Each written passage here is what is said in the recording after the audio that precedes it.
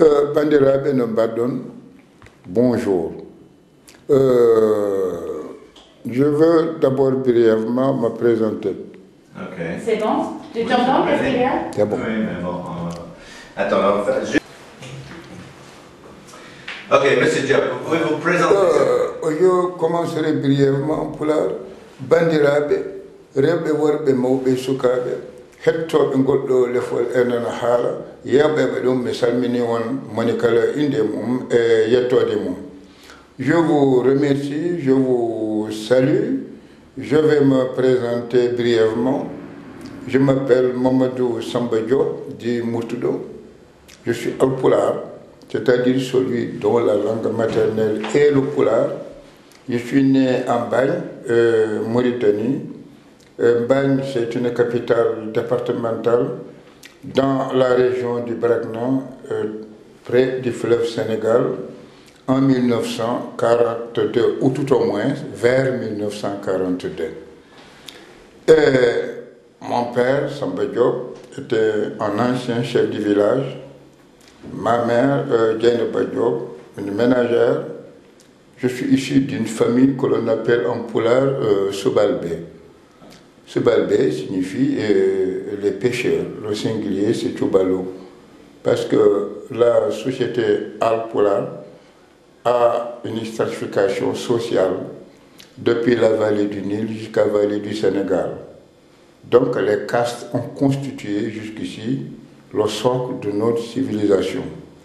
Ce que j'appelle par caste, c'est la division du travail dans la société traditionnelle.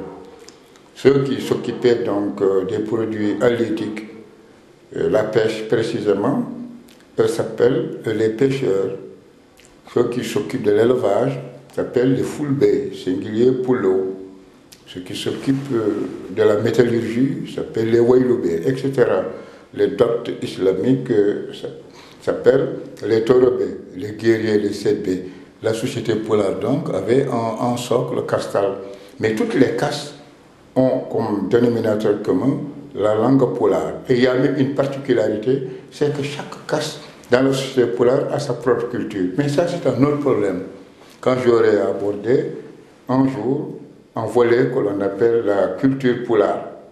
Je suis né donc en Bagne, dans ce milieu où j'ai grandi, favorisé vraiment par un espace écologique admirable, extraordinaire.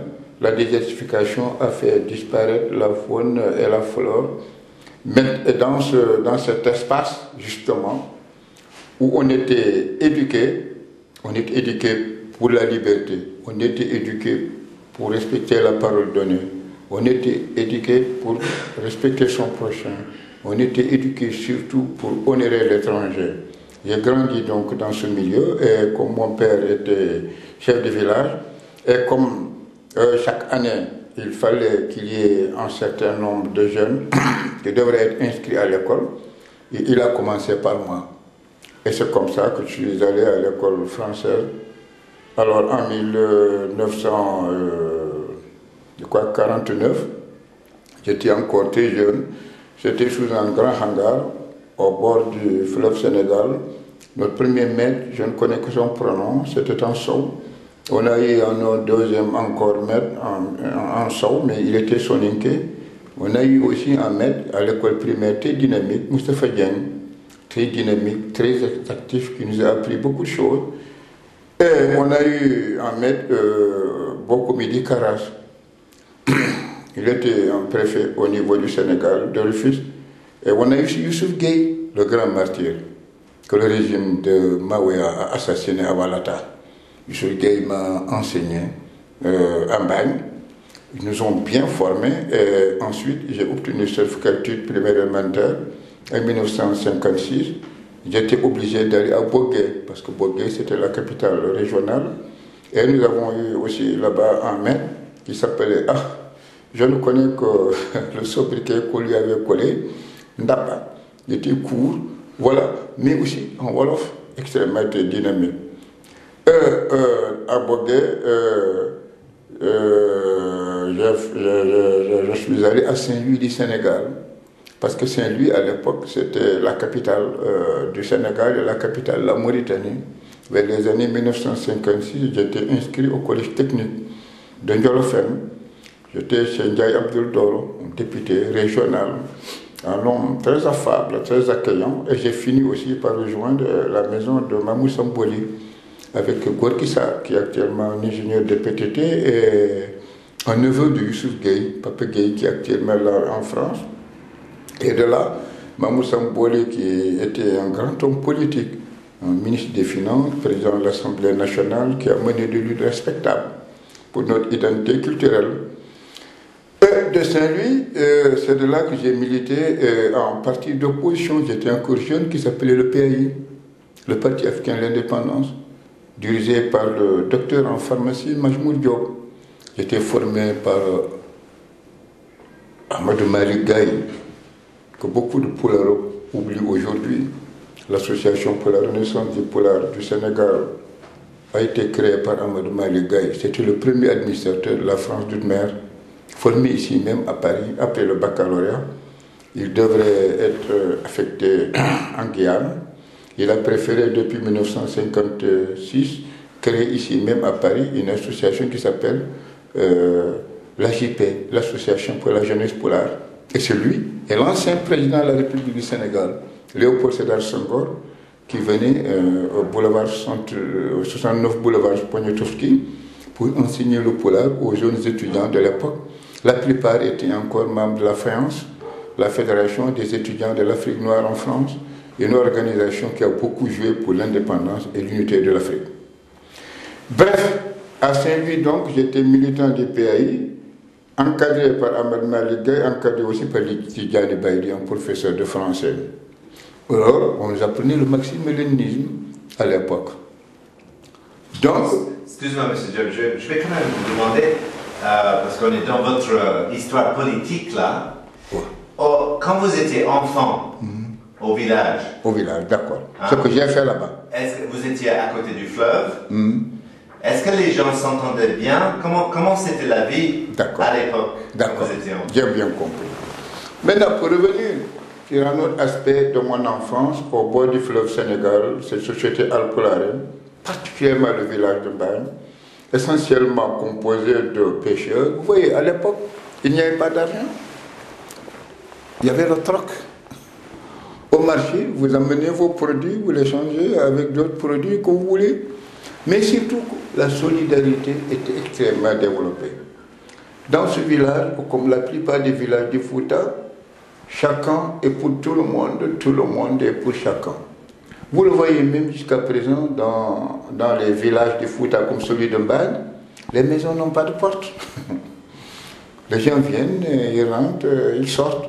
Oui, je suis éduqué donc dans ce village et quand nous sommes devenus grands, on était obligés de pratiquer ce que l'on appelle la circoncision. C'était une étape psychologique et sociale fondamentale pour nous les garçons. À l'époque aussi, l'excision était obligatoire pour les jeunes filles. C'était un moyen pour permettre à l'individu d'accéder à la majorité sociale et psychologique. C'est-à-dire, on ne pouvait pas se marier, être témoin, être soldat, sans qu'on ne pratique pas du tout la circoncision. Et c'était encore un test pour la société de savoir quels sont les jeunes qui sont braves, demain c'est lesquels la société pourrait compter. Au cas où il y aurait des événements, guerre ou autre. Après donc la circoncision, vous le voyez, bref, je suis resté au village, donc je faisais l'école primaire. Nous étions nos parents à la pêche, à l'agriculture. Il y avait deux choses d'agriculture. Une agriculture au bord du fleuve Sénégal, quand il y a une grande inondation, la culture de Wallo, et une agriculture aussi dans le désert, donc qu'on appelle aussi la culture du guéri. Étant jeune, on est obligé d'être au service des parents. Étant jeune, on nous apprenait de respecter les aînés. Étant jeune, on nous apprenait de travailler, de compter sur nos propres forces. Il n'y avait pas de chômage à l'époque. Pourquoi il n'y avait pas de chômage? Parce que chaque famille éduque son enfant dans la caste qu'elle a hérité de ses propres ancêtres. Le père transmet son savoir à ses enfants. Les enfants aussi à leurs enfants. Dans ces sociétés, il y avait un équilibre. Donc, j'ai fait tous les travaux traditionnels que mon père, ma mère, que ma famille faisait, comme tous les origines de ma génération. Et que dans le village aussi, il y avait ce que l'on appelait la classe d'âge. C'est-à-dire, la classe d'âge, tous ceux qui ont le même âge, ont un groupe, et ce groupe a un chef de groupe, aussi bien au niveau des filles qu'au niveau des femmes.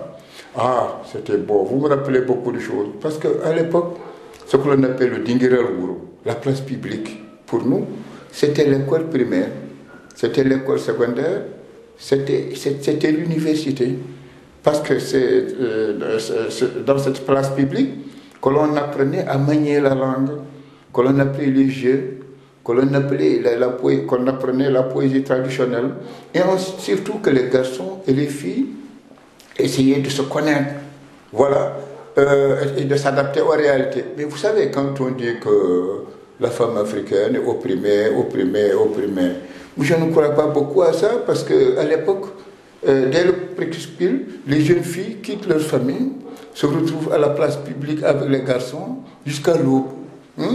Les gens chantent, dansent, les garçons luttent, etc. Et ensuite, il y a même une pratique à l'époque que l'on appelait le païka, qui est complètement disparu aujourd'hui, que les jeunes ne connaissent pas. C'est quoi le païka? Le païka, c'est que la génération des garçons et des filles qui se rencontrent à la place publique, bon, chaque garçon avait ce que l'on appelle son ami. En polar, ça s'appelle son souka, en guillemets. Mais ce n'est pas tout péjoratif. Donc, chaque garçon ou ces groupes de garçons peuvent prendre leurs amis, donc leurs copines, se retrouver dans des chambres tout à fait noires, pratiquer ce que l'on appelle le yaoutere. Le yaoutere, c'est quoi? Ce n'était pas tout une rencontre de perversion, non.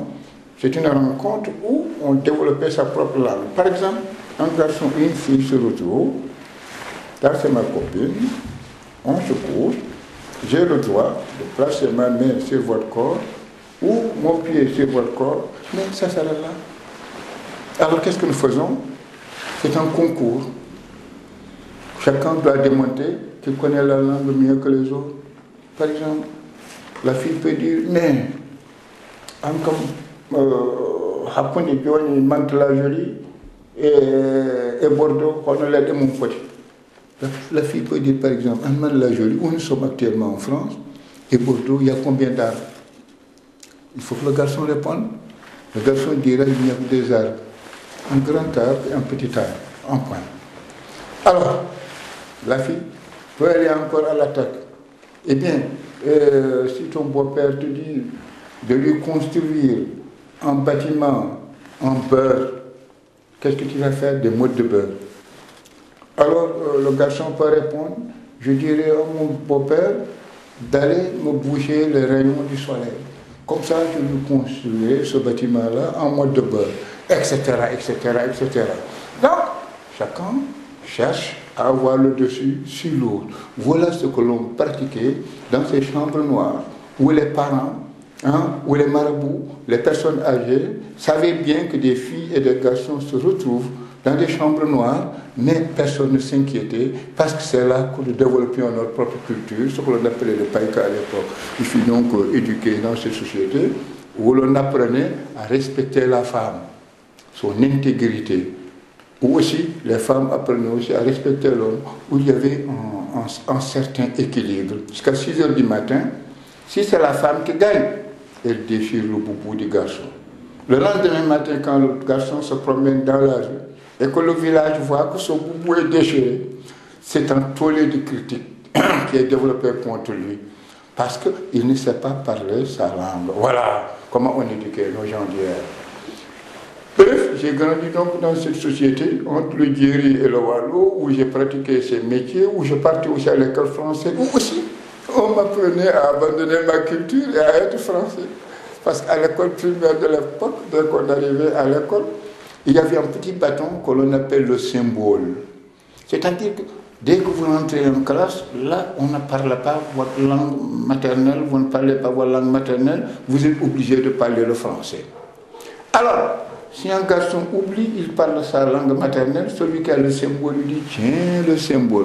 C'est un instrument de répression pour nous empêcher de parler nos langues, de nous intéresser à nos propres cultures. Le dernier qui a le symbole, le soir, avant de quitter, on le prend par quatre, on le chicote. C'était dur à l'époque. Nous partions donc porter du bois à la forêt. Nous partions aussi chercher des lanières pour les professeurs, pour tabasser les élèves qui assimilent mal les cours ou bien qui parlent le polar à l'école, etc. Il n'y avait pas d'électricité, vous le voyez bien. La nuit, quand nous revenons, nous étions obligés de prendre des morceaux de chiffon. Bon, nous mettons du beurre là-dessus, nous le roulons, nous brûlons justement ce morceau de chiffon, ce que l'on appelle le fitir-là. Comme ça, on a la lumière dans la case, et c'est avec cette lumière que nous étudions nos cours la nuit. Bon, avec des maîtres dynamiques comme Youssouf Gueye, des maîtres dynamiques comme Moustapha Diop, nous faisions du théâtre, du scout, surtout. Petit à petit, encore, nous avions des habits, gratuitement. La fourniture scolaire était presque gratuite. C'est l'époque coloniale, on était gâtés. Alors, progressivement, nous apprenions à être des Français, sans réellement l'être. Oui. Progressivement, ceux qui sont plus alliés que nous pensaient qu'ils étaient encore supérieurs aux autres, qu'ils ne sont pas tous partis à l'école. Alors, il y avait donc un fossé. À l'école, nous parlions le français. Entre nous parlions le français, mais nos parents ne comprenaient pas tout le français. On va au lycée, au collège, on revient avec des pantalons kaki, des chemises kaki, des bérets, des chaussures plastiques. Partout où l'on marchait dans le village, on nous admirait parce qu'on ne savait pas encore ce que c'est qu'une paire de chaussures plastiques. On faisait du thé, on avait du savon, on avait des serviettes. Donc nous étions des Européens, tout comme les baleines, des toubabs noirs par rapport à la masse qui n'a pas tout était à l'école. Donc c'était comme ça. On arrive à Saint-Louis du Sénégal dans le lycée, alors justement ça continue. On apprenait coup de coude à être des Européens. C'était la loi coloniale. On nous apprenait absolument à parler le français, à bien porter la chemise, à bien porter la cravate, à bien cirer ses propres chaussures. Vous avez fait l'école coranique avant ou pas? Non, en Mauritanie, il y avait l'école normale supérieure. Il y avait l'école normale d'abord de Boutilimi. Non, mais l'école coranique. L'école coranique. L'école coranique. Oui, oui. C'est-à-dire j'ai fait l'école coranique sommairement avec un marabout qui s'appelait Abdoulaye Mbanare. Donc pour une année et demie, alors je suis allé à l'école française, j'ai abandonné donc l'école coranique. J'ai juste pris ce qu'il me fallait pour la prière, pour un peu connaître Dieu, parce que tout le monde est musulman. Et il faut donc s'adapter à cette religion-là, qui est une religion respectable, comme la plupart d'ailleurs, comme toutes les religions d'ailleurs révélées. Je les respecte, bien que je sois musulman. Parce que tous les prophètes des religions révélées sont des prophètes aussi des musulmans. Alors, quand j'ai quitté Mbad, parce que je suis admis en 6e, je devais aller à Saint-Louis. De là, c'était une vie nouvelle parce qu'en allant à Saint-Louis, on prenait un bateau qui s'appelait le Bouel Mogdad. Oui, c'était un grand événement. Quand le Bouel Mogdad sillonnait le fleuve Sénégal, entre Saint-Louis et Bakel. Chaque village accueillait ce bateau. Quand il s'approche près d'un village, il klaxonnait, c'est un grand événement. Les villages ramassent des moutons, ramassent des bœufs, le mettent au service du capitaine du bateau qui a eu l'amabilité d'accoster. Il continue, c'était comme ça. Et moi, j'ai pris le Bouel Mogdad. Je me suis retrouvé donc à Saint-Louis du Sénégal vers les années 1956. J'étais encore jeune. Et je me suis retrouvé chez Ndiaye Abdoul Doro et chez Mamour Samboli. J'ai fait donc là-bas la formation secondaire. Saint-Louis, c'est aussi un pays des Wolofs. Là, j'ai appris encore le Wolof. J'étais très jeune, je le parle même jusqu'à présent. Et ensuite, j'écris aussi le Wolof, mais pas autant que le Poulard. Et c'est de là, dans ce bouillonnement-là des années 1956, avec la guerre d'Indochine, avec la guerre de l'Algérie, surtout, avec l'avènement justement du général de Gaulle, la guerre d'Algérie, le mouvement de libération nationale de Banbella, et autres, il y avait donc un vent pour la libération de l'Afrique. Et depuis que le roi Norodom Sihanouk s'est révolté au Cambodge, avec le problème du Vietnam, avec le problème de l'Algérie, le Maroc, avec le niveau du Sud, et au Ghana, il y a eu Kwame Nkrumah, en Égypte, il y a eu le colonel Nasser, il y avait un mouvement de libération nationale en Afrique noire, Sékou Touré, Houphouët-Boigny, le Senghor, Modibo Keïta avait créé le RDA, le Rassemblement démocratique africain, et après, Majmoud Diop, qui était un intellectuel formé ici en France, a créé le PAI, Parti africain de l'indépendance, c'était un parti communiste. À Saint-Louis, ils nous ont recrutés. Nous étions jeunes. Ils mettaient à nos dispositions les bréviaires du maximilianisme à l'époque. Donc, nous étions assoiffés, pour nous, de graisser l'axe du monde qui était complètement rouillé. Nous croyons à la révolution prolétarienne. Voilà, on a eu beaucoup de problèmes politiques avec la répression, surtout déclenchée par l'ancien Premier ministre du Sénégal, que je respecte, Mamadou Dia. Je ne le critique pas, je rappelle tout simplement un fait historique, et c'était une réalité à l'époque. La répression s'est abattue durement sur nous, surtout les militants du PAI de l'époque, et ce qui m'a contraint à quitter le Sénégal pour rejoindre la Mauritanie, mon pays, et à faire un concours. J'avais fait beaucoup de concours. C'était quand? Quand est-ce que vous avez quitté le Sénégal? C'était en 1960. 60. C'était en 1960. Donc vous aviez 18 ans. Oui, j'étais très jeune. C'était en 1960. Et là, j'ai fait le concours d'abord des moniteurs, j'étais admis. J'ai fait le concours des infirmiers sanitaires aussi, j'étais admis. J'ai été recruté par une société française comme un commis qui s'appelait le dragage à Nouadhibou. J'étais jeune. On m'a fait donc à Nouadhibou. Et je travaillais aussi avec des Européens qui m'aimaient beaucoup. L'un d'eux, je pense même que c'était un communiste français. Comme il avait compris que j'étais communiste, chaque fois qu'il venait en France, il m'a donné beaucoup de livres. Et il a demandé à ce que je travaille avec lui dans son propre bureau, à Nouadhibou, vers les années 1961. Et de là, donc, le Sahara espagnol était encore le Sahara espagnol, n'était pas libéré. Et on quittait Nouadhibou pour aller nous ravitailler au Sahara espagnol. Au retour, près de Cansedo, nous avons été arrêtés par des douaniers, ce qui était normal. J'avais vraiment des effets que j'avais achetés. Les douaniers m'ont confisqué ça. Et je le connais bien, je le respecte beaucoup. Et j'ai tout fait pour qu'il me restitue mes biens, il a refusé. Par hasard, quelques mois plus tard, je voyais une affiche dans notre société. Il y a un concours des sous-brigadiers des douanes, donc on demande le niveau du certificat d'études primaires élémentaires ou le COP. Sous-brigadier, on demande un pour toute la Mauritanie. J'ai déposé ma candidature. Voilà. Parce qu'on m'a arraché mon magnétophone, on m'a arraché mon poste radio, concours de douane. Je vais voir ce bonhomme-là pour essayer de lui régler son compte, et je le connaissais bien. Au départ, c'était ça. J'ai fait le concours à l'école de Nouadhibou. Le chef de brigade s'appelait encore Saint-Lucien. En français, très gentil. Quand j'ai terminé mon devoir de français, il est venu me dire, Monsieur Diop, vous êtes admis. Voilà. J'ai dit, comment? Je suis admis dans un concours à l'échelle nationale. Il m'a dit, oui, vous êtes admis. Vous êtes admis. Parce que vraiment, votre devoir de français est extraordinaire. Je suis retourné, moi, à mon service. 2 mois plus tard, je reçois une lettre de Saint-Louis. Le directeur de douane s'appelait Donadieu. Alors qu'il m'écrit une lettre, voilà le terme, je n'oublie pas, M. Diop, vous êtes bien admis à votre concours. Vous êtes affecté à la brigade de Nouadhibou en attendant que la construction des logements soit terminée. J'ai dit, mais ça c'est trop beau. C'est formidable. Je prends la lettre, j'arrive justement à la douane de Nouadhibou, je vois le chef de brigade, Saint-Lucien, il prend la lettre, il convoque tous les agents de douane.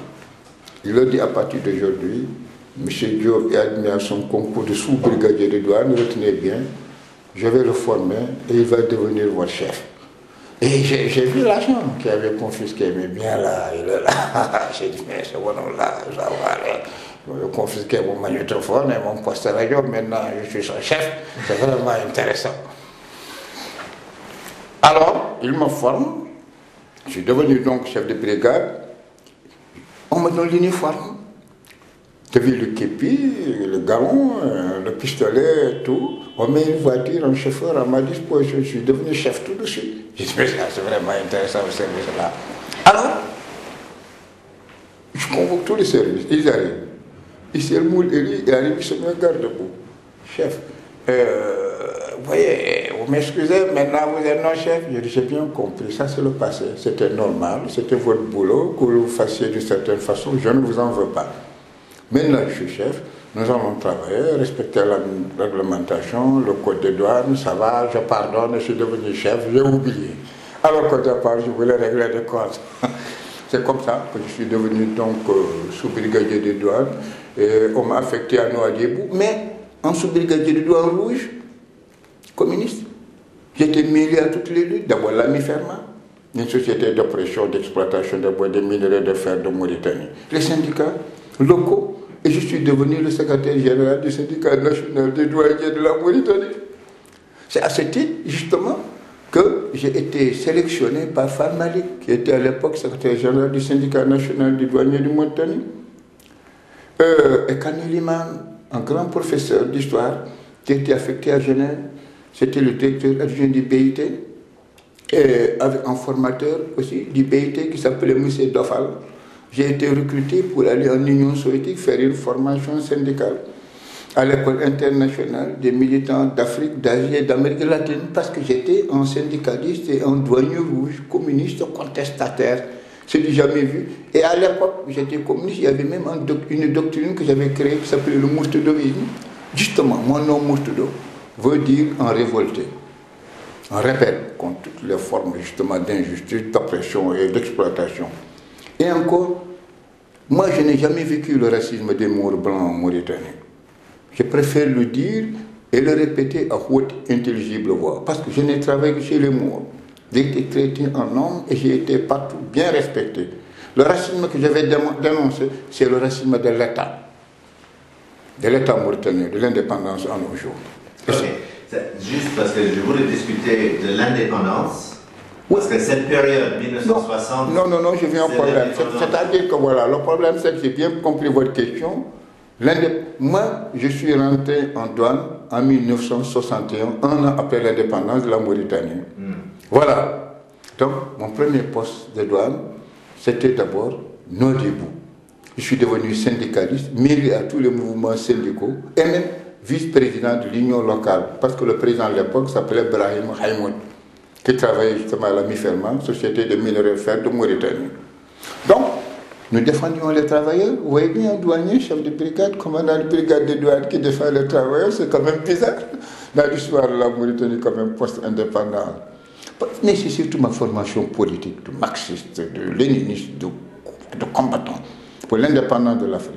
Nous avons croisé le fer contre le général de Gaulle au mois d'août 1958 à Dakar, à la place Protet, quand il est venu là-bas pour défendre sa constitution de 1958 pour l'indépendance de l'Afrique. Je me rappelle bien, j'étais jeune, les militants du PAI nous sont venus. De Gaulle, c'est un homme très beau, un homme imposant, vraiment un homme éloquent, avec son costume de général. Voilà ce qu'il a dit. Je vois que de cœur, c'est comme ça qu'il parle, est une ville vivante et vibrante. Je ne me lasserai pas de la saluer en des raisons de souvenirs qui m'y attachent. Nous lui avons dit, Abba, caporal de Gaulle, Abba, l'assassin de Tcharoy, indépendance immédiate, socialisme scientifique, les mots d'ordre du Parti africain de l'indépendance de l'époque. Et il répond, ah oui, vous voulez l'indépendance? Nous lui avons dit oui. Il nous a dit, Abba, les démagogues, si vous la voulez, prenez-la le 28 septembre 1958. Vous voyez, nous avons croisé le fer contre le général de Gaulle. Nous nous sommes battus pour l'indépendance de l'Afrique. Nous nous sommes battus pour l'unité africaine. Nous nous sommes battus pour l'instauration du socialisme scientifique au niveau de l'Afrique. Rappelez-vous bien, je reviendrai sur la Mauritanie. Le pays avait une section en Guinée-Bissau. Le PIGC, Amilcar Cabral. La section de la Madiarta de Mali. Avait une section aussi au Niger. Le parti. La section au Cameroun. L'IPC de Mignobe. Dans toute l'Afrique noire. Le pays se battait donc pour l'indépendance avec des sections. Bref, revenir en Mauritanie, nous aussi, nous avons tenté de créer cette nouvelle section du PAI au niveau de la Mauritanie. Partout, j'étais en tant que douanier. Mais seulement nous travaillions dans la clandestinité. Quand j'ai été recruté donc devant faire une formation à Moscou, de 1966 à 1968, je suis allé avec un instituteur qui s'appelle Mohamed El Khairi. Donc, nous avons fait notre formation à Moscou, à l'école des militants d'Asie, d'Afrique et d'Amérique latine. Mais en réalité, j'étais encore le premier de ma promotion. Parce que j'avais bien assimilé la philosophie marxiste-léniniste. La langue russe, nous l'avons assimilée rapidement. Je n'étais pas dépaysé dans le jargon marxiste-léniniste. Ainsi donc, revenu en Mauritanie en 1958 en tant que secrétaire général du syndicat national des douaniers de la Mauritanie, douanier rouge, j'ai été affecté à Tar comme commandant de brigade, comme adjoint justement à ce que l'on appelle l'inspecteur régional des douanes. J'ai travaillé à Tar, j'ai travaillé à Zouairat, j'ai travaillé à Bir Mahrem, j'ai travaillé même à Zouairat, j'ai travaillé à Nouakchott en tant que douanier. Justement, c'est en 1958 que j'ai fait, moi je suis autodidacte. J'ai fait le baccalauréat, candidat libre de philosophie, et je l'ai obtenu. Donc en tant que douanier, bachelier, douanier autodidacte, douanier rouge, contestataire, qui conteste d'abord la colonisation française, voilà, qui conteste l'oppression raciale et l'oppression culturelle, et à vue voix, qui avait aussi participé d'une certaine façon au mouvement national démocratique, je les ai soutenus à Attar et un peu partout, ceux qui contestaient le régime néocolonial de Mokhtar Dada, qu'ils soient mes amis ou mes ennemis, ils savent que c'est une réalité. Je n'ai jamais mouru, bien avant l'indépendance, d'abord à nos jours. Ok, mais juste une question, parce que vous aviez 18 ans au moment de l'indépendance. Oui. Comment vous avez vécu cette indépendance? Vous dites que c'est une indépendance néocoloniale, mais pour vous, les jeunes comme vous savez, comment est-ce que je l'ai vécu? Pour moi d'abord, jusqu'à présent, je n'ai jamais fêté l'indépendance de la Mauritanie du Sénégal. Pourquoi?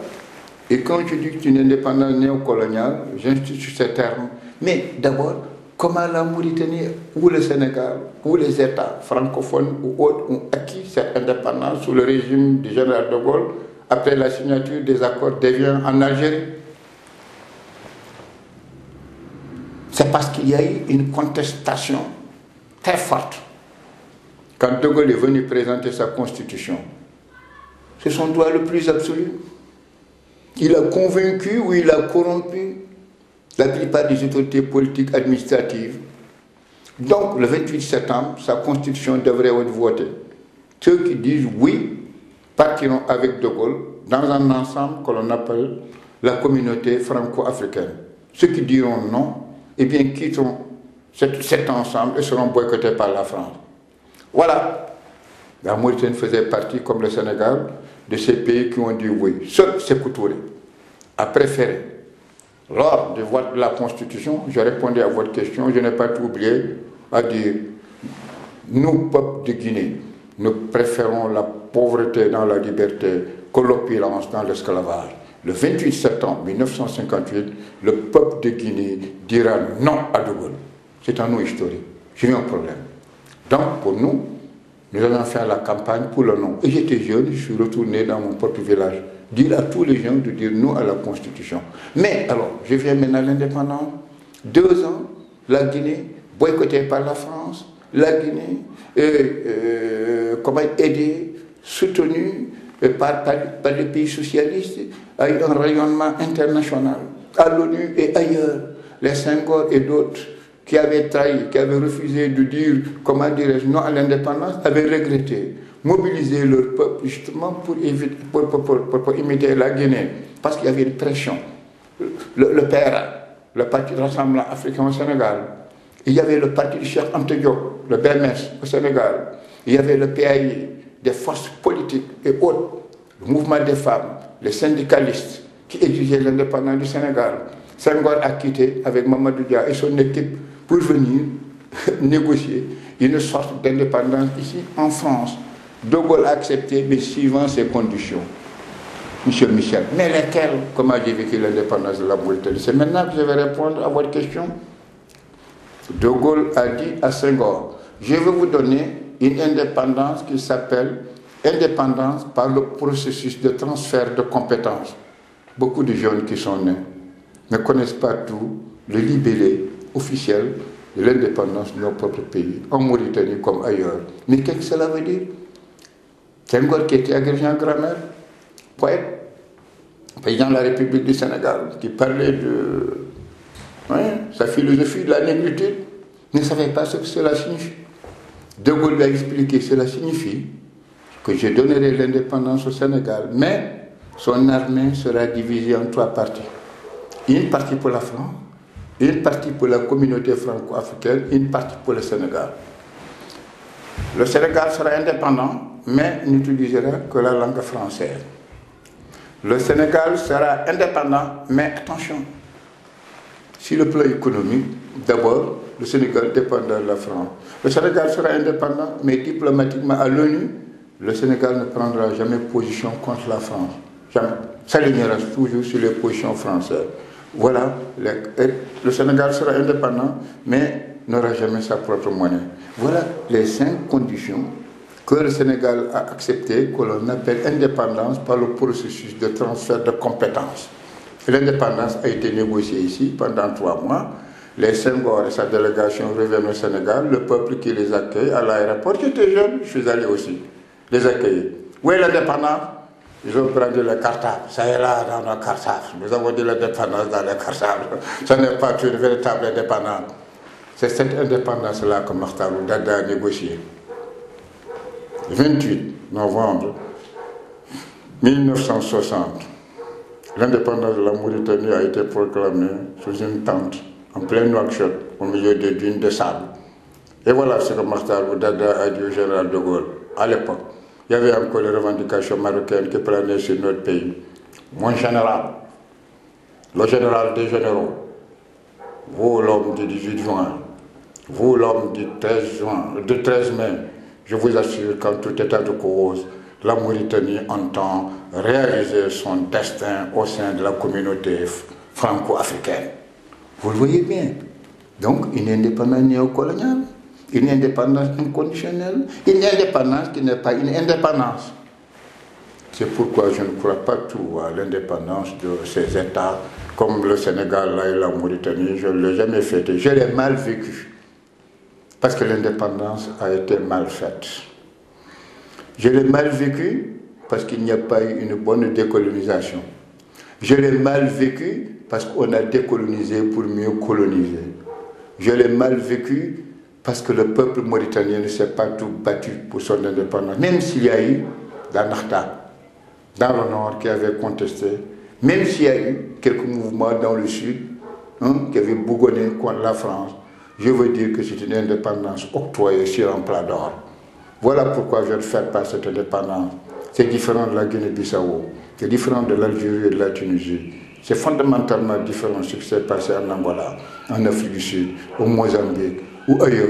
Notre peuple n'a pas été préparé à cette indépendance. C'est pourquoi toutes les tares de la société traditionnelle, les pesanteurs psychologiques et autres encore, survivent dans la Mauritanie d'aujourd'hui, de 2006.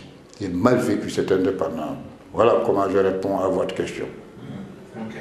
Je considère que nous ne sommes pas encore réellement indépendants, ni en Mauritanie ni au Sénégal. D'accord. Donc, vous avez été à Moscou? Oui. Alors, j'ai été à Moscou de 1966 à 1968, sélectionné par l'Union. Aujourd'hui, on dit que les Russes sont racistes. Je suppose à l'époque, vous n'aviez pas de problème. Non. C'est-à-dire? Aujourd'hui. Aujourd'hui, oui.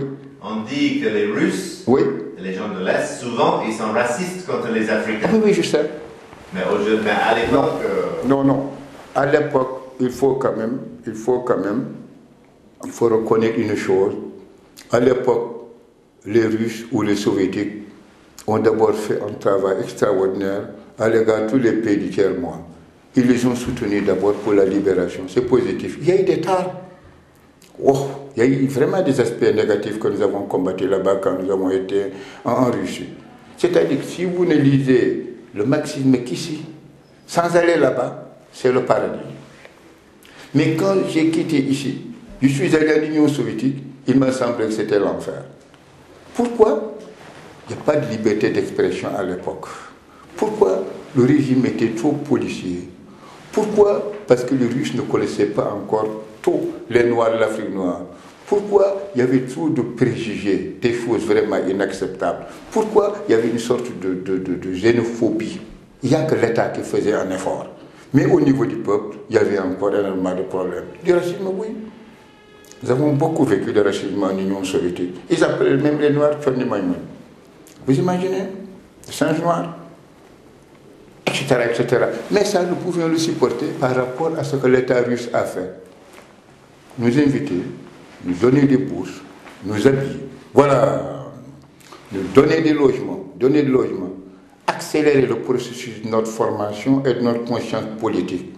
Je veux dire, ces aspects positifs, justement pour nous, nous aider à voir mal les autres aspects négatifs que nous vivons au niveau de l'Union soviétique. Voilà, encore c'est un peuple travailleur, un peuple guerrier, un peuple qui s'est mobilisé pour relever l'ensemble des défis. Encore un peuple qui était fermé. Nous pouvions donc le comprendre, supporter ses insuffisances, ses carences et retourner en Afrique. C'est principalement avec les cadres formés en Union soviétique que l'Afrique et le tiers-monde a pu, jusqu'à présent, en tout cas, relever les défis. C'est pourquoi je suis reconnaissant encore aux Russes et à l'Union soviétique de l'époque. Alors j'ai quitté la Russie, je suis revenu en Mauritanie, j'ai repris donc mes fonctions dans l'administration des douanes. C'était en 60... Donc 1966, 1968. Donc 68, je suis revenu en Mauritanie, on m'a affecté dans le nord de la Mauritanie et j'ai intégré encore les luttes nationales mauritaniennes parce qu'à Attar, chez moi, c'était le siège de tous les contestataires de la Mauritanie, plus particulièrement des éléments du mouvement national démocratique. Écoutez, je vais vous raconter ici une chose que je ne peux pas tout oublier et beaucoup de Mauritaniens ne le savent pas. En tant que douanier, attention, la contestation était développée dans le mouvement des Kadjins, ça s'appelait. Le Kadjin, c'est le mouvement des travailleurs, c'est le parti des Mauritaniens du travail en français, un mouvement communiste dirigé par des Noirs de l'époque. Les Mours avaient intégré communiste ce parti.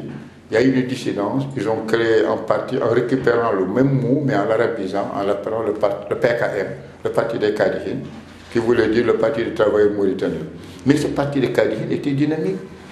Et à Attar, en tant que douanier, vous le voyez bien, chez moi, c'était le siège du parti des Kadjins, ce qui est anormal. Un fonctionnaire des douanes rouge.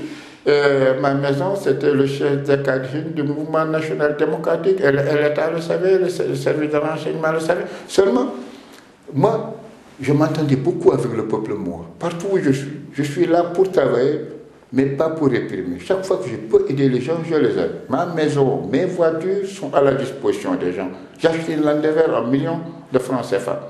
Elle s'appelait la Land Rover du peuple. Elle est à la disposition de tout le monde. Et ensuite, quand le gouverneur Baham al-Kharraf a voulu m'arrêter, le commissaire de police, à l'époque c'était Kotam, le maire d'Itraza a réagi le même jour. Il est venu jusqu'au commissariat de police avec son fusil. Il dit, vous libérez Diop, celui-là, il est au service du peuple. Il est au service vraiment des marches démunies. Si vous l'arrêtez, ce sera extrêmement grave pour vous. Vous le voyez, mais les maires d'Itraza qui viennent me protéger parce que moi, je suis au service d'abord des marches populaires. On m'a libéré, mais on m'a affecté à Nouakchott. Mais avant de m'affecter, il y avait le mouvement de la contestation des étudiants de l'époque. On avait arrêté des étudiants, on les a incorporés dans l'armée. Je pense surtout à Kamdiawar, qui est de chez moi. Son père était un chef de canton, un historien très brillant, contestateur, intègre. On amène Diawar à Attar, on l'enferme à la base militaire, soldat 2e classe. Et moi, je suis là, avec ma voiture, je suis responsable des douanes. Je prends mes voitures, mon uniforme, mes galons, des Land Rover avec des antennes. Je viens dans l'armée, les soldats se mettent au garde-boue. Je suis venu voir le soldat 2e classe Kamdiawar, qui voit le lieutenant, commandant d'unité, qui m'a donné une autorisation écrite. M. Diop est autorisé à mener de la bouillie au soldat 2e classe Kamdiawar. Et j'étais le seul autorisé à le voir. Je lui amène la nourriture, je prends son courrier en tant que contestataire. Je sors le courrier. J'étais l'élément de liaison entre lui et l'opposition de l'extérieur. Il y a des choses que l'histoire ne peut pas tout oublier. Et Diawar le sait. Et tout le mouvement national démocratique de l'époque le savait. Et ensuite, Dans les grèves qui se faisaient, on licencie. Or, il y a des gens extrêmement dynamiques, des instituteurs. On licencie les chefs de travaux publics. Ah, j'ai oublié son nom. Un homme extrêmement dynamique, un ami. On met leur famille dans la rue. Leur famille dans la rue. Je loue des maisons, moi-même, à tard.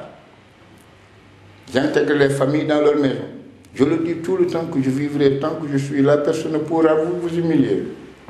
Je leur apporte un soutien matériel haut qui est fondamentalement nécessaire.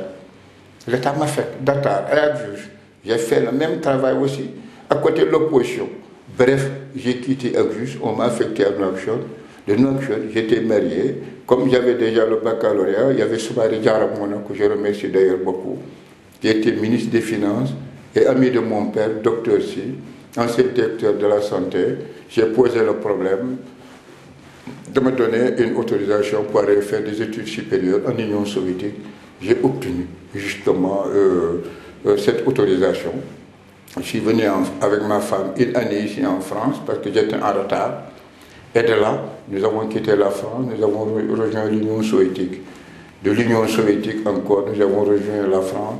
C'est là que j'ai fait ma formation supérieure. J'ai obtenu donc un doctorat de 3e cycle en sciences politiques. J'ai écrit sur la problématique des nationalités à l'échelle mondiale et le cas de la Mauritanie. Maintenant, ici, c'est important. Toutes les batailles que nous avons menées au niveau de la France contre les divers régimes mauritaniens, de Makhtar Ould Daddah plus particulièrement, jusqu'au colonel Haïdala, il y avait une tension dans l'opposition. Il y avait surtout la Mauritanie à l'époque, ce qui dominait dans l'opposition encore, c'est le mouvement communiste. Il y avait une aile soviétique, il y avait une aile albanaise, il y avait une aile chinoise, surtout avec le livre rouge là de Mao Zedong. C'était bien. Mais surtout encore, à l'époque, nous avions combiné la lutte culturelle à la lutte politique. Nous sommes d'accord avec les mouvements. Quand ils veulent développer leur arabité, sur le droit le plus absolu, nous soutenons l'arabe contre le français, contre les langues étrangères. Mais aussi, c'est une occasion aussi pour nous de développer nos langues nationales, le polar, le wolof, le soninké. Nous disons que nous devons apprendre la langue arabe. Les Arabes aussi doivent aussi apprendre nos langues. Nous devons créer les conditions d'une symbiose culturelle et non d'une phagocytose culturelle. Quand nous avons posé donc le problème de l'enseignement des langues nationales, il n'y avait pas de démocratie à l'époque, souvenez-vous bien. De Makhtar Ould Daddah, les partis étaient uniques. Jusqu'au régime militaire, les partis étaient uniques. Il n'y avait pas de démocratie. Donc pour nous, les associations culturelles étaient un moyen pour nous. C'est d'abord de sensibiliser les masses sur les problèmes de l'alphabétisation et aussi de véhiculer le discours politique sur le mécanisme de l'oppression et de marginalisation des Noirs mauritaniens. Des gens comme moi, c'était une occasion justement comme Seydou Kane, justement comme Ibrahim Sarr, justement comme Souleymane Kane, qui était le directeur d'abord de l'Institut de langue nationale, mais il était d'abord le président de l'Association pour la Renaissance du Polar de Mauritanie. L'association était légale. Nous avions aussi une antenne au niveau de la radio. Je ne peux pas oublier aussi l'inspecteur de l'enseignement, Djibril Hamé, et tant d'autres. Bayaya, un inspecteur de police, un inspecteur de l'enseignement, Kibel Ali Diallo.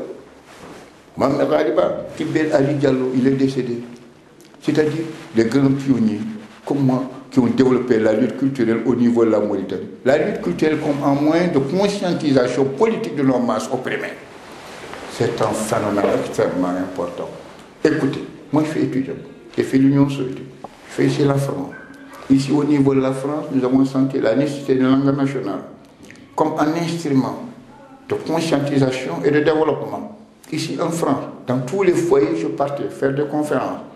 J'ai contribué à la création de Kautal Django de Poulard Fulfulde Vindel, la Fédération mondiale de l'enseignement du Poulard et du Fulfulde. Ici au niveau de la France, j'animais ma voiture de Paris jusqu'ici à Mantes-la-Jolie, partout dans tous les foyers, les principales villes de la France, pour sensibiliser les gens. Et on a créé cette fédération qui est légale, qui a actuellement 25 ans.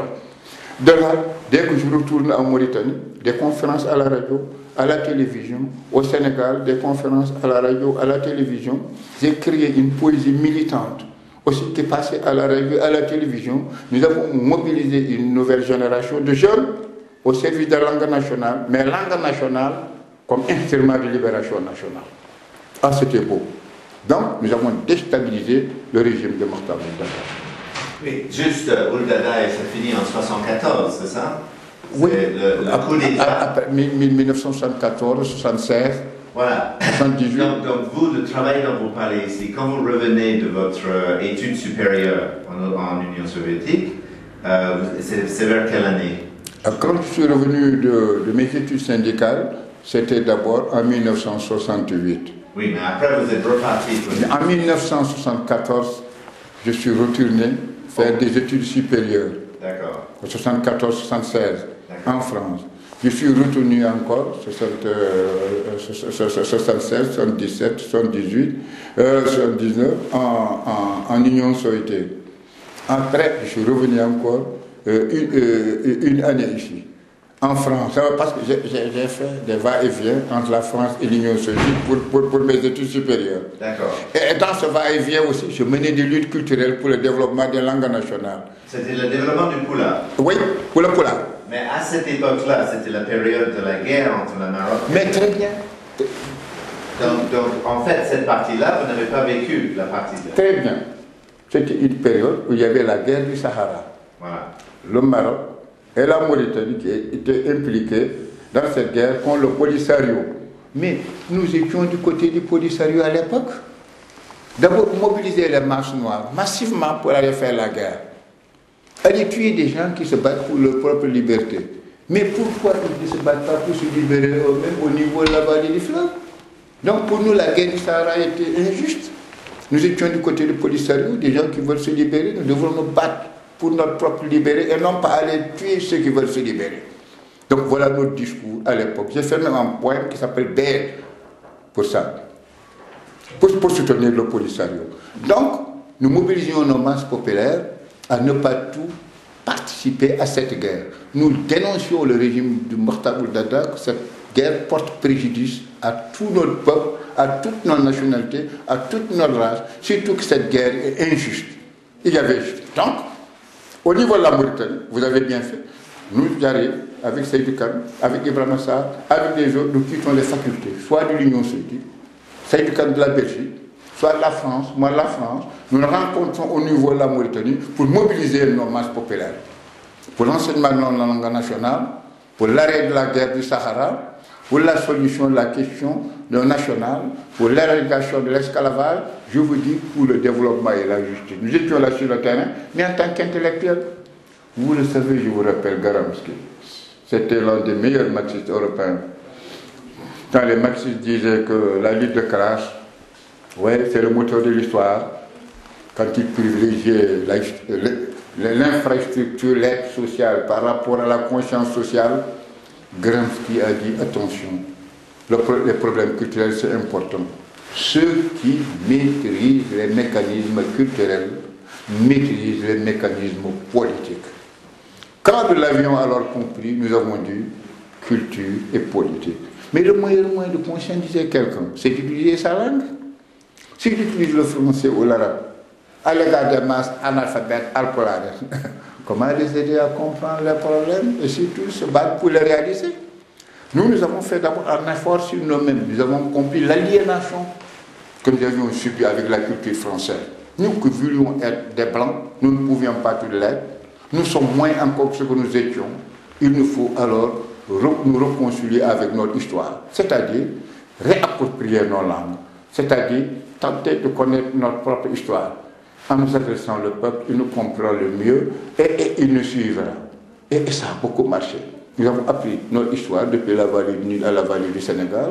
Nous avons appris notre propre langue et des gens comme Seydou Kane, comme moi, quand nous adressions aux masses populaires au niveau de la Mauritanie à l'époque, nous venions en costume et cravate au milieu de nos masses pour démystifier d'abord le costume et la cravate, mais nous parlions le poulard académique, scientifique aux masses populaires qui étaient d'abord éblouis pour nous dire que mais c'est étonnant. Où est-ce que vous avez appris ce poulard? Nous le l'avons dit au niveau de la France. Vous portez des costumes et des cravates comme ça, au lieu de parler le français, vous ne parlez le poulard. Propre scientifique. Nous le disons, c'est pour démystifier les intellectuels, justement, qui ne veulent pas tous se lier aux masses populaires qui cherchent à être des Français, qui ont renié leurs propres racines. Nous sommes les élèves de Cheikh Anta Diop. Nous voulons d'abord maîtriser nos langues nationales, nous ouvrir à la science et à la culture universelle pour mieux faire avancer les choses. Dans cette époque de la guerre du Sahara, nous étions sur le terrain pour mobiliser d'abord nos masses populaires, les masses alpolariennes, Wolofène, Soninké, Arabo-Berbère, pour leur dire que la guerre du Sahara, elle est injuste. Et en même temps, poser le problème de l'enseignement de nos langues nationales. Nous avons commencé à transcrire nos langues, nous avons commencé à apprendre ces langues. Moi, je suis devenu poète. Le discours militant, violent contre l'oppression et l'exploitation dans mes poèmes, tout le monde les connaît. Avant que vous ne partiez, je vous donnerai même l'un des livres.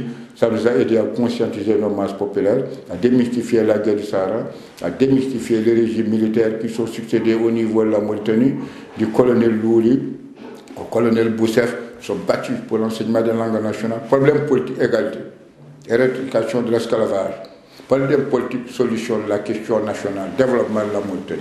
Problème politique, partage des richesses, lutte contre l'impérialisme. Problème politique, liquidation néocolonialisme. Nous voulons une haute Mauritanie.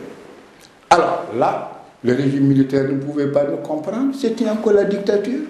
Quand Haïdel est arrivé, il a créé un parti qui s'appelait la structure d'éducation des masses, simple. Tous les régimes militaires, que fallait-il faire? Pour nous, la culture a été un élément. Donc, quand l'association pour la renaissance des Poulards, qui était dirigée justement par un arabisant formé au Caire, Souleymane Kane, a été reconnue officiellement, nous avons le récépissé, sous Cheikh Saad Bou Kane, ex-ministre de l'Intérieur, nous avons eu une antenne au niveau de la radio, avec Ibrahim Sadi, Jibril Almé. Oh, c'était beau. Nos mots d'ordre sont partis.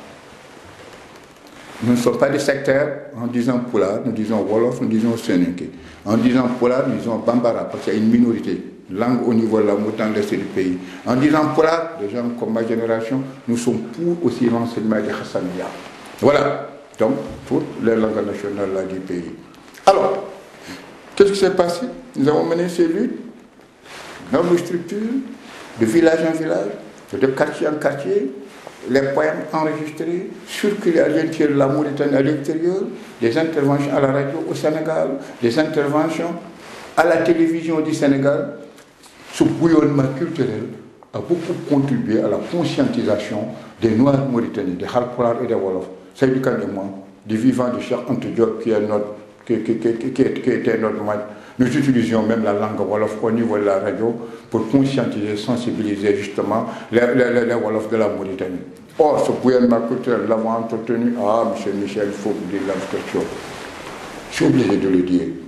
Nous avons conscientisé les policiers qui étaient devenus des poètes engagés. Nous avons conscientisé des militaires, tel l'état-major de la gendarmerie nationale. Nous avions des amis là-bas, où nous faisions des réunions, où nous unions du coup du Poulard. Nous avons conscientisé des militaires, au camp militaire du génie, des officiers comme des sous-officiers. Nous avons conscientisé des officiers supérieurs, des colonels, sur le problème de l'enseignement de langue nationale. La nuit, nous partions de maison en maison pour leur dire que vous avez le régime, mais nos langues sont sacrées. Nous sommes pour la langue arabe, il faut qu'il y ait l'égalité dans son propre pays. En tant que militaire, au sein de votre comité de militaires, vous défendez d'abord l'enseignement de la langue nationale. Justement, quand il y a eu le régime de Haïdallah, il a décidé, le 19 octobre 1979, de convoquer tous les responsables politiques de son comité militaire. L'ordre du jour, c'était l'enseignement de langue nationale. C'était voulu. Mais qu'est-ce qui s'est passé sur le terrain? Je vais vous rappeler une journée historique avec Youssouf Gueye. C'est la première journée mémorable que le peuple poulard n'oubliera jamais. Le martyr Youssouf Gueye, que Maoué a liquidé dans le geôle de Walata. Nous l'avons convoqué. Il a fait une conférence intitulée Langue nationale et développement et à la Maison de la Culture. Or, la Maison de la Culture de Nouakchott, qui est construite par les Chinois, le Poulard, le Wolof, le Soninké à l'époque, n'avait pas le droit d'y accéder. Ou tout au moins n'avait pas la possibilité, je ne connais pas toutes les raisons. Cheikh Seyd, qui était directeur de la Maison de la Culture, en Wolof très dynamique, nous a prêté la maison. Pour la première fois dans l'histoire de l'humanité, les associations polaires ont accédé à la Maison de la Culture.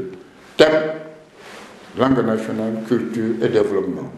Conférencier, historien, poète, Youssouf Gueye, et nous autres, poètes, les pionniers du développement de la langue polaire. Cette nuit, il faut que vous le voyez, avait rédigé 1000 livres d'alphabet en polaar. Les 1000 livres étaient achetés dans la nuit. Ah, cette nuit, c'était un grand bouillonnement culturel, c'était révolutionnaire. Qu'est-ce qui s'est passé? La poésie en langue polaar, fondamentalement engagée. Ah, je me rappelle bien de ce passage du poème d'Amber Ghaliba. Il est décédé, qui était historien en Radio Mauritanie, quand il a pris la parole en polaar.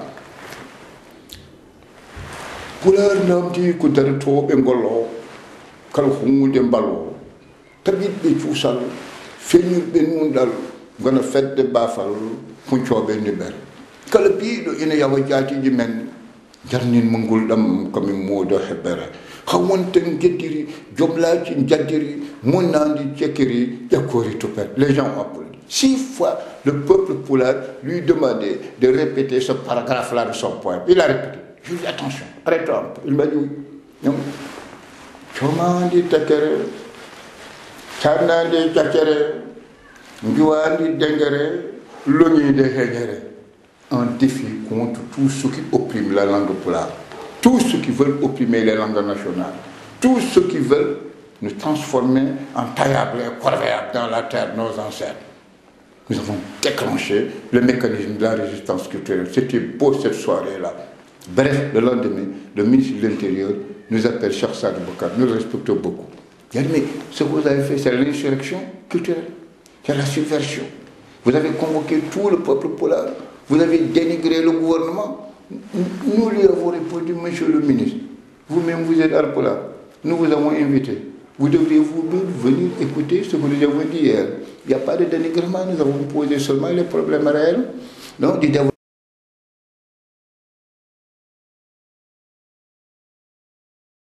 Continue. On continue. Juste vous pouvez, est-ce qu'on peut revenir d'abord directement à cette question? Voilà, sur le manifeste de 66, ce que vous pouvez nous dire là-dessus. D'accord. Alors, donc, on continue. Le deuxième volet, vous m'avez demandé de vous parler du manifeste de 1966 et celui aussi de 1986.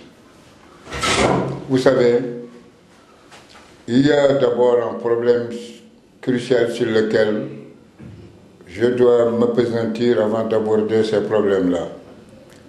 La Mauritanie est un pays biracial et multiculturel, situé entre le monde arabe et l'Afrique noire. Biracial parce qu'il y a des noirs et des blancs. Multiculturel parce qu'il y a le pulaar, le wolof, le soninké, parce qu'il y a le hassaniya, il y a aussi une minorité ethnique dans l'est du pays, les Bambara. Et il y a aussi l'arabe.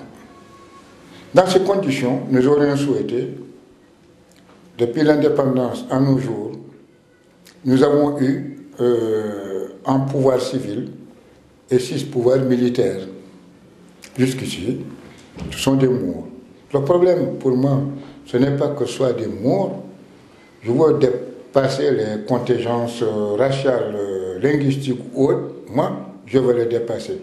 Mais ce qui n'est pas le cas encore pour les pouvoirs mauritaniens. Surtout Makhtar Ould-Daddah, il aurait dû avoir l'intelligence, je dis bien l'intelligence, l'audace de bâtir une Mauritanie en tenant compte de ces réalités raciales et culturelles, ne pas privilégier ni une race, ni une culture sur une autre. C'est l'erreur de Makhtar Ould-Daddah. D'avoir décidé que l'arabe doit être la langue de la Mauritanie. Nous ne le contestons pas. Mais aussi d'avoir confondu islam et arabité, puisque les Mauritaniens sont des musulmans, donc ils sont arabes. Ce qui est une bévue à la fois politique et culturelle. On peut être musulman sans être arabe. Makhtar a décidé l'arabisation de la Mauritanie sans tenir compte des autres langues du pays. Et ce qui a été très grave, avant d'aborder ce problème-là que vous me posez avant l'indépendance, un congrès célèbre à Alec, je crois que c'est vers les années 57-58, pour décider de l'avenir politique encore de la Mauritanie. Fallait-il un État unitaire? Fallait-il un État fédéral? Comment régler ce problème de cohabitation ethnique et raciale? Ce débat a été houleux. certains de nos aînés, voire nos pères, vivent encore. Je pense à Mamoud Samboli, un ancien homme politique très célèbre. Je pense à Chassa de Boukan et tant d'autres. Il y a eu d'autres qui n'existent plus, qui ne sont plus de ce monde. Le débat a été houleux. Makhtar Dada a été appuyé par la France. Il a été préparé par la France afin qu'il soit à la magistrature suprême. Tout cela ne nous gêne pas. Ne nous gêne pas. Et à ce débat-là, il y a une tendance, comme le docteur Hamad Ba, le docteur Mamadou Touré, dans d'autres, qui voulaient la fédération. Pour moi, ce qui était juste d'ailleurs à l'époque. Si on avait accepté la fédération, nous n'aurions pas du tout, ni noirs mauritaniens, connu ces problèmes-là d'aujourd'hui. Ils ont accepté parce que certains ont été soudoyés, il y a eu la pression de la France, Makhtar a eu le pouvoir. Or, il y a eu des nègres qui ont été associés à ce pouvoir-là aussi, il faut le dire. Mais il y a eu une loi non écrite. Il a confondu lui aussi l'étendue du désert et la densité de la population. Makhtar a gouverné avec la règle des 4/5. Qu'est-ce que cela veut dire? Comme les 4/5 du désert, il avait supposé étaient habités par des Moors. Donc tout ce qui se faisait dans ce pays, de la base au sommet, eh bien, 4 parts doivent être décernées aux Moors, une part à l'ensemble des Noirs du pays. C'est une loi non écrite que nous avons subie durant tout son règne. C'est ce que l'on appelait la loi des 4/5 non écrite, et puis le dosage. Quelques Alpulaar, quelques Wolof, quelques Soninké étaient associés au pouvoir, mais en fin de compte, qui ne défendaient que leurs problèmes personnels, et non des intérêts raciaux, ethniques, culturels, sociaux et autres. Il a vécu de cette façon-là avec des partis uniques et iniques, c'est-à-dire injustes. Jusqu'au coup d'État du 10 juillet 1978, de colonel Moustapha Saleh, il a entraîné le pays dans une guerre injuste. La récupération du Sahara, nous n'avons pas tout besoin, avec l'étendue de notre désert, 1 300 000 km, à peine à l'époque 1 500 000 habitants. Vraiment, il aurait dû nous épargner là de cette guerre. Il y a eu des tensions donc internes. Il a phagocyté tous les partis qui tentaient de s'opposer à lui, que ce soit du côté des négro-africains comme du côté des arabo-berbères ou des négro-berbères que nous appelons aujourd'hui les Haratines.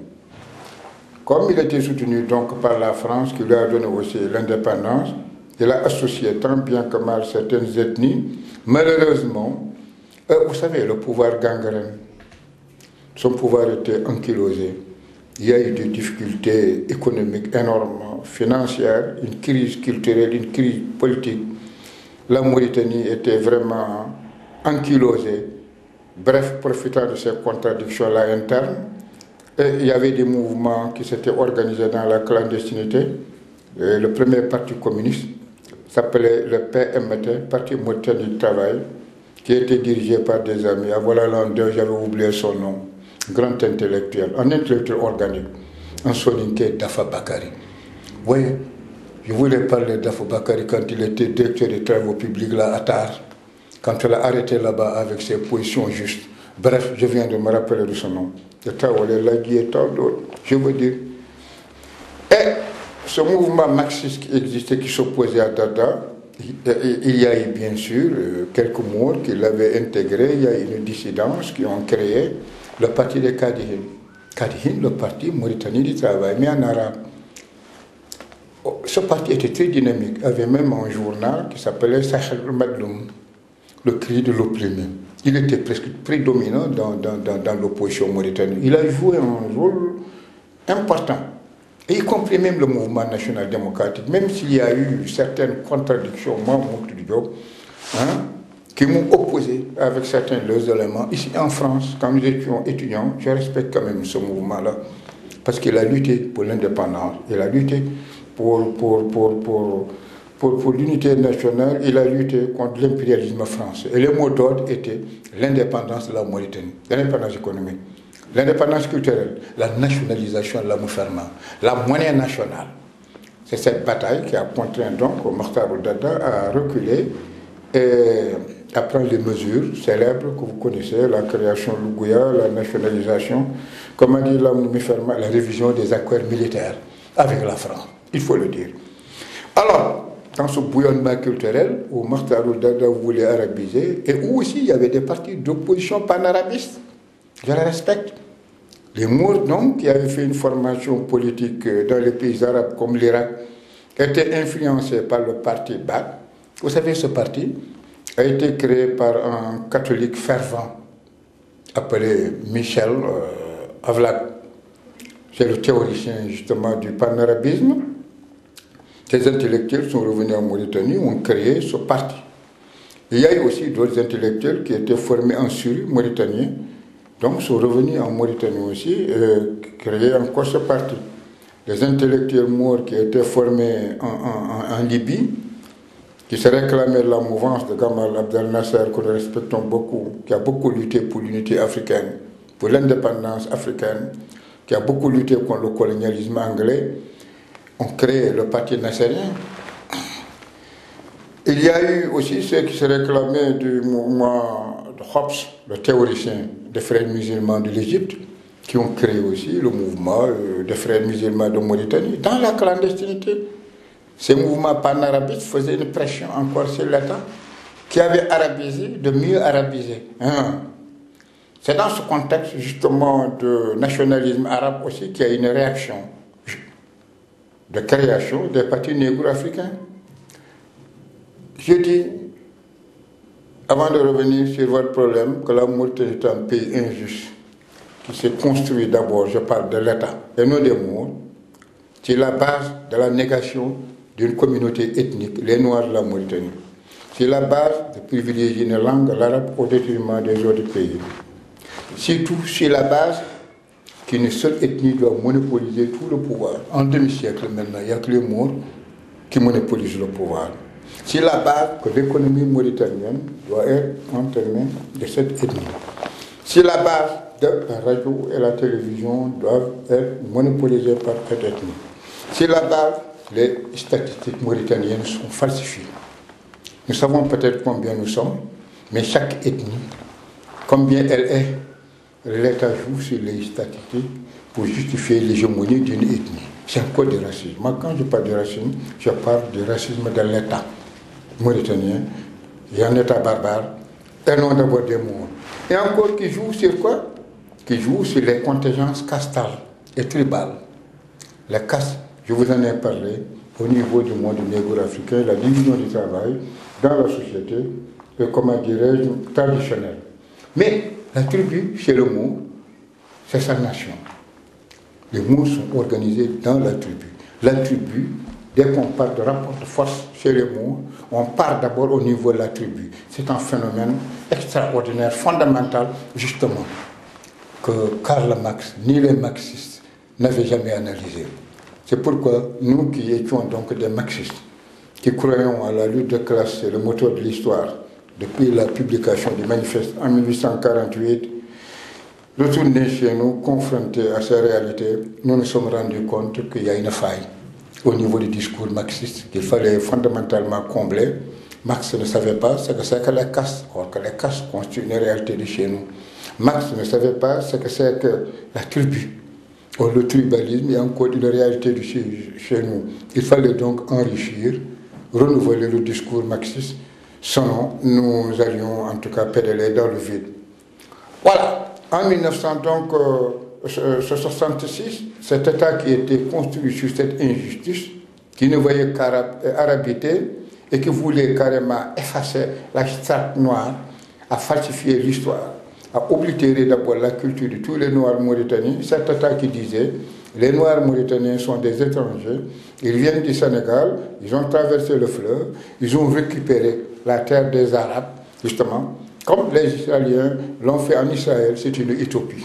C'est extrêmement très grave. Face à cette falsification monstrueuse, dangereuse, scandaleuse de l'histoire, et surtout, cette hégémonie ethnique, et 19 intellectuels noirs ont réagi dans un mouvement appelé le mouvement du 19 en 1966, présidé par le juriste appelé Abdul Aziz Ba.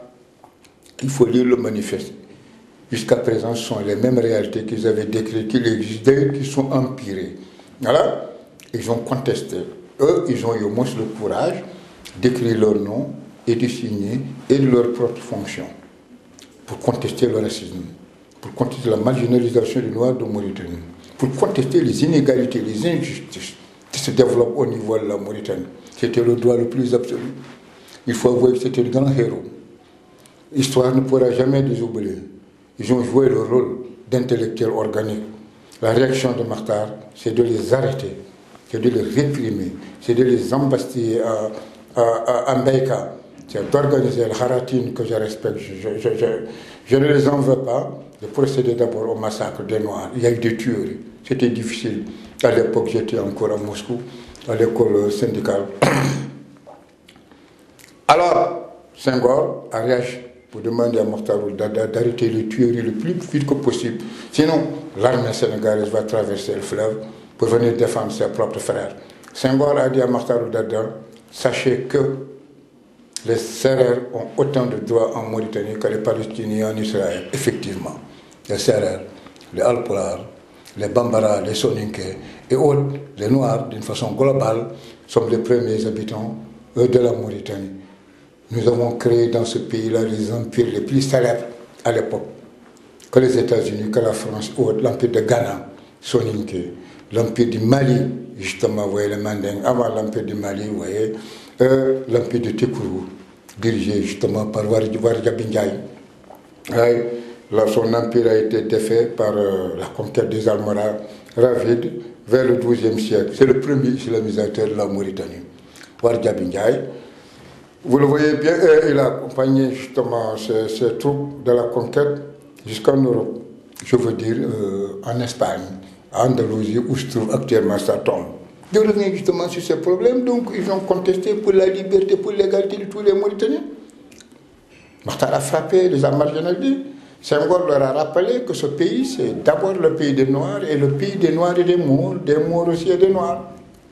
Il faut qu'il y ait l'égalité au niveau de la Mauritanie. Les massacres ont cessé. On a libéré les Abdul Aziz et on les a licenciés leurs fonctions. Ces grands cadres ont rejoint le Sénégal. Abdul Aziz Ba, qui était président de ce mouvement de 19, est actuellement le président du Conseil constitutionnel de la République du Sénégal. C'est un grand taureau de bataille. C'est le taureau de l'Amanti, comme disent les Égyptiens, ou les Égyptologues. Alors, j'étais à Moscou. Alors, les jalons de la contestation sont semés. Et alors, il y a eu beaucoup d'opportunistes parmi les Noirs qui n'ont eu comme devise que 3 P. Pain, paix, prospérité. Des intellectuels, ils ne l'étaient pas. Des diplômés. Oui, on a beaucoup de diplômés, mais on a peu d'intellectuels. J'appelle diplômé celui qui a un diplôme supérieur, en point entrée, en intellectuel. C'est celui qui a un niveau tant soit peu et qui s'implique dans les batailles, dans le lieu de transformation sociale. Cela, nous en avons pas au niveau de la Mauritanie d'aujourd'hui. Et le peu que nous avions, dans le cadre de ce mouvement-là du 19, où il y avait des Alpara, il y avait des Wolofs, il y avait des Soninké, nous avons continué cette lutte. J'étais encore à Moscou, quand je suis revenu dans la douane, j'étais encore marxiste à l'époque. Cette flamme marxiste, partout où j'ai été, m'a animé. Nous avons développé ces luttes-là. Et nous avons engagé les luttes aussi de l'enseignement des langues nationales. Nous avons développé cette contestation. Nous avons essayé d'abandonner la langue française pour mieux maîtriser nos langues, pour mieux être en phase avec nos masses populaires, brimées, taillables, corvéables, à merci. Oh, ça a marché. Gramsci avait raison. Celui qui maîtrise les mécanismes politiques, les mécanismes culturels, maîtrise les mécanismes politiques. Nous avons engagé cette lutte contre le régime de Mokhtar Dada, l'enseignement des langues nationales, contre la guerre du Sahara, pour l'égalité, pour la justice, pour le partage des pouvoirs, le partage économique entre toutes les ethnies de la Mauritanie. Le partage politique, le pouvoir doit être partagé. L'Assemblée nationale, le pouvoir judiciaire, le pouvoir exécutif, etc. Il faut qu'il y ait un équilibre. Une seule race ne doit pas tout mobiliser le pouvoir là, tout le temps, toute la vie, c'est grave, c'est dangereux. La Mauritanie vit sur une poudrière. Ça risque d'exploser, surtout avec ses richesses. Le pétrole, plus des pépites d'or. Donc, 1966 a été le point de départ de la contestation du nationalisme négro-africain. La lutte s'est radicalisée jusque dans les années 1973 ou autres, et après, les mouvements négro-africains sont créés face aux mouvements aussi arabes dans l'opposition toujours clandestine. Oui, l'UDM, l'Union démocratique de Mauritanie, qui était dirigée par le professeur Seydou Kane, mon ami, avait été donc en creuset où se retrouvait toute la contestation noire. Il y a eu des contradictions, j'en passe. Il m'est difficile de révéler beaucoup de choses. Ce mouvement a éclaté, a donné un autre mouvement que l'on appelle l'ODINAM, l'Organisation de défense des intérêts des négro-africains de Mauritanie, dirigée par l'inspecteur de l'enseignement Jibril Hamé. Dans la clandestinité, il y a eu un autre mouvement que l'on appelle MPM, Mouvement populaire africain de Mauritanie, dirigé par Ibrahim Assal. Il y a eu aussi, ce qu'on ne dit pas le plus souvent, l'Union des nationalités mauritaniennes, voilà, l'Union démocratique plutôt des nationalités, l'UDN, l'Union démocratique des nationalités mauritaniennes, dirigée par le professeur Moutou Diop. Mais ce mouvement agissait plus particulièrement ici dans la clandestinité, au niveau de la France. Ici, presque. Pendant une décade et demie, nous avons mené du lutte pour l'égalité des langues nationales, pour l'officialisation des langues nationales, contre toutes les théories fausses qui n'étaient pas du tout adaptées à nos réalités du prétendu marxisme-léninisme. Mais c'était dans la clandestinité. L'UDN, l'Union démocratique des nationalités, créée par Moutou Diop, avec le professeur Mamadou et tant d'autres. Certains sont déjà décédés, d'autres sont en exil au Sénégal et même aux États-Unis. Alors, tout ce mouvement négro-africain maintenant, et il y avait aussi l'Union nationale des étudiants et stagiaires mauritaniens, qui était dominée aussi par des Noirs contestataires très dynamiques. Je pense surtout à Marba, un administrateur actuellement qui est aux États-Unis, et à Mamadou Kane, à Moussa Kébé qui est actuellement décédé. Ils sont nombreux. À Omar Ba, je ne peux pas les citer. Bref, aussi, ce mouvement joue un rôle extrêmement important. Mais il y avait des contradictions. Ces chapelles négro-africaines, du nationalisme négro-africain, qui se réclamait justement de Marcus, Gervais, de Georges Patmoret, et tant d'autres, de Cheikh Anta Diop, de Kourouma, etc. J'en passe, du docteur Dubois. Donc, il était divisé dans la clandestinité. Quand je suis revenu donc en Mauritanie, moi j'étais étudiant, je faisais la navette entre l'Union soviétique et l'Europe. Je revenais au pays, donc je contactais toutes ces chapelles politiques pour développer les luttes culturelles. D'un côté, dans la clandestinité et la politique, de l'autre, officiellement, les luttes culturelles. Et la bataille culturelle nous permettait justement d'exprimer nos positions politiques. Ce grand bouillonnement-là nous a permis à faire avancer notre cause. L'opposition mauritanienne, les Noirs dans la clandestinité, m'ont dit doyen. En général, c'était des Alpolare, toutes ces chapelles politiques. Il faut nous aider. Nous sommes maintenant fatigués. Nous voulons que vous nous aidiez à rassembler l'opposition mauritanienne, à trouver un dénominateur commun. J'ai dit, je vais m'y mettre. Je ne sais pas si ce sera facile. En tout cas, dans la bataille culturelle, dès que Moutou Diop est en Mauritanie, Dieu a fait, dès que Moutou Diop est en Mauritanie, hop, les choses se décantent. La lutte culturelle avance à tous les niveaux. Si je quitte, ça s'affaisse. J'ai dit, je vais arrêter un peu la lutte culturelle, je vais essayer de vous aider. Toutes ces chapelles politiques, j'étais le dénominateur commun. Je suis le doyen de l'opposition mauritanienne, moi. Mes ennemis et mes amis aussi le savent. Personne ne peut me le contester. Et je me suis mis dans l'opposition pour rassembler ce mouvement noir-là. C'était difficile.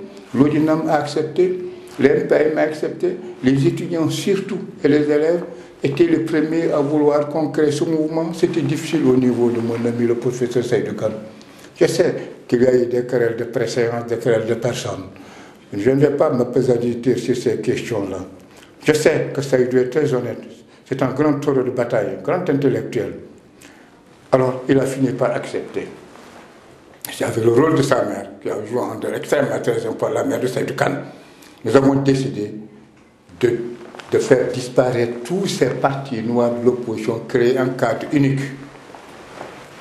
Alors, quand c'était décidé, je faisais mes recherches pour la soutenance de ma thèse 3e cycle en sciences politiques.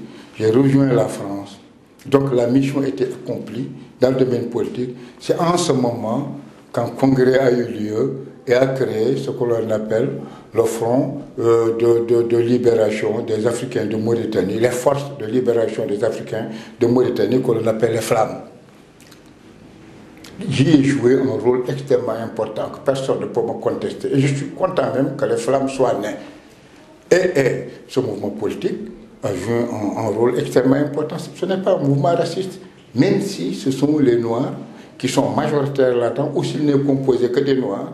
Et bien sûr, les Alpora, les Wolofs et les Soninké et les Flammes. Je ne suis pas ni militant, ni responsable des Flammes, mais je reconnais, honnêtement parlant, et politiquement, ce mouvement est aussi important comme les mouvements nationalistes arabes de la Mauritanie d'aujourd'hui. Mais il faut qu'on dépasse le nationalisme des uns et des autres, ou qu'on reconnaisse le nationalisme des uns et que les autres, qu'on constitue une Mauritanie où tous les Mauritaniens s'acceptent et se tolèrent. Voilà donc en ce programme qui constitue pour nous notre credo auquel nous nous attelons. Alors, qu'est-ce qui s'est passé dans cette lutte? Le 10 juillet 1978, il y a eu un putsch. C'est le colonel Moustapha Salek, justement, qui prend le pouvoir. Parce que la Mauritanie était empêtrée dans la guerre du Sahara. Tous ces officiers aujourd'hui, qui sont au pinacle de l'État mauritanien, qui se pâment et qui se pavanent, ont été désossés, décalcifiés par le Polisario. Un petit mouvement de libération nationale qui les a humiliés au niveau du Sahara occidental. Moustapha Salek n'avait pas pu faire face à ces contradictions de ce que l'on appelle aujourd'hui la question nationale. Le problème de la cohabitation entre les Alpora, les Wolofs, les Soninké, comment le résoudre? Faut-il utiliser l'État unitaire qui a failli jusqu'ici? Faut-il expérimenter ce que l'on appelle l'autonomie, comme au Canada ou ailleurs? Faut-il tenter l'expérience helvétique, la Suisse, la Confédération? Faut-il la fédération entre les différentes ethnies? Parce que rappelons-nous que la Mauritanie quand même vivait dans la fédération de l'Afrique occidentale française, dont Dakar était la capitale. Il y avait même la fédération de l'AF. Le système fédéral constitue encore un moyen, politiquement parlant, pour régler le problème des nationalités à l'échelle mondiale. Regardez les États-Unis quand même. Il y a 50 États qui ont formé la fédération. La Belgique, où je vais souvent, il y a une fédération. Vous voyez bien l'Allemagne, la fédération allemande. Vous voyez bien l'Inde, il y a 50 États qui ont formé la fédération. Vous voyez bien le Mexique, il y a 25 États qui ont formé la fédération. Vous voyez l'Afrique noire, il y a le Nigeria, 50 États ont formé une fédération. Vous voyez l'Afrique du Sud, ont formé une fédération. Vous voyez qu'est-ce qui se passe justement. Au Cameroun, une fédération entre les francophones et les anglophones, etc. Pourquoi pas ne pas tenter la fédération au niveau de la Mauritanie? Mais si la fédération est expérimentée dans un pays donné comme l'ex-Union soviétique, et que ça ne marche pas, même quand on instaure la fédération, on doit dans la Constitution écrire le droit de l'autodétermination au peuple. Le droit à la séparation. Si la fédération ne marche pas, on la fait éclater, on proclame la République, le peuple s'autogère, s'autodétermine. C'est la loi de l'histoire. On va vers ça. Ce n'est pas à moi d'imposer le moyen qu'il faut pour résoudre le problème. C'est pourquoi nous avons créé le Rassemblement pour le dialogue des nationalités mauritaniennes. Dans le cadre du Galais du Mauritanie. Pour inciter les Alpolars, les Wolofs, les Soninké, les Arabo-berbères, les Négro-berbères et autres à discuter, à dialoguer.